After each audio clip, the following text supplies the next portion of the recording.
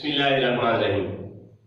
अगर आप रोकर खुद को और दूसरों को माफ कर सकते हैं तो रोने में कोई बुराई नहीं है। रोने से एंडोर्फिन, टॉक्सिन और सयाल मादे रिलीज होते हैं जिससे आपको खुशी का एहसास होता है। सबसे पहले तो दर्द की शिद्दत में कमी आती है।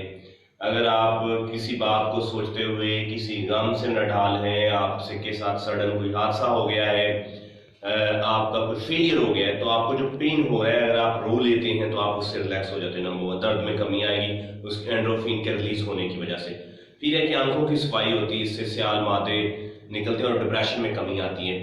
आपकी आंखें साफ हो जाती हैं और आपका विजन, आपकी बसारत बढ़ती है। अच्छा, उसके बाद है कि एंडोर्फिन के रिलीज होने से आपका मूड बड़ा अच्छा होता है। आप खुद को ऐसे जैसे हल्का फुल्का महसूस करते हैं, आपको नींद बड़ी अच्छी आती है।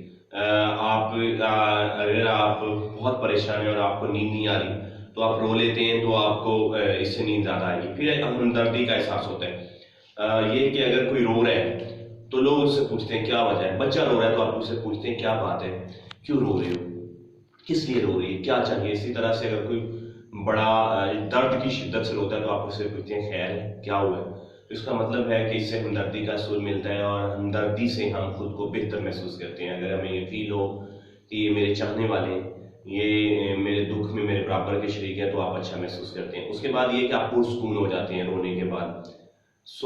ये मशवरा नहीं कि आप रोने वाली पेड़ बन जाएं। मतलब ये कि अगर आप बहुत पेन में हैं तो आप खुद को कायल कर लें कि रोने से आपकी पेन रिलीज हो सकती है। और रिसर्च ये कहती है कि वो लोग जो ज़्यादा रोते हैं, बात बात पर रोते हैं, उनकी सेहत बेहतर होती है। वो अपने टॉक्सिन और परेशानियां, गम, गुस्सा इस तरह से रिलीज कर देते हैं।